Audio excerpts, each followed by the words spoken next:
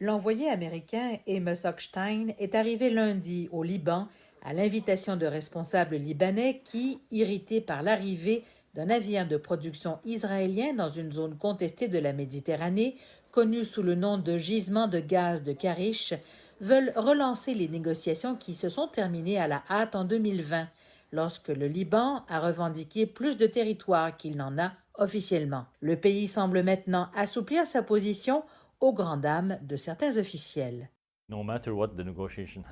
Peu importe les négociations qui ont eu lieu, elles reposent sur de mauvaises bases et nous pensons que cette erreur doit être corrigée dès que possible, car elle affecte notre capacité de gagner ce que nous méritons en termes de richesse nationale de notre zone économique. Israël, en revanche, dénonce les luttes intestines libanaises et les affirmations persistantes selon lesquelles Karish est dans sa propre zone économique. Après avoir signé son premier accord gazier avec l'UE, un espace désespéré pour les sources de gaz non russes. Le pays est plus motivé que jamais à commencer le forage. Mais le Liban a aussi ses propres raisons d'avoir besoin de gaz. Nous espérons que tout se passera bien, car nous en avons besoin à cause de la crise économique. Le cours du dollar est monté à 30 000 et les employés gagnent 50 dollars par mois. C'est très dur au Liban. Le gaz est notre seul projet. Depuis 3 ans, le Liban fait face à une crise économique paralysante. La lire libanaise a perdu plus de 90% de sa valeur et plus des 3/4 de la population vit dans la pauvreté. Selon des experts, trouver du gaz commercial pourrait être une impulsion économique indispensable pour le pays. Aujourd'hui, nous devons comprendre que le Liban n'a pas découvert de gaz. Nous n'avons pas de gaz.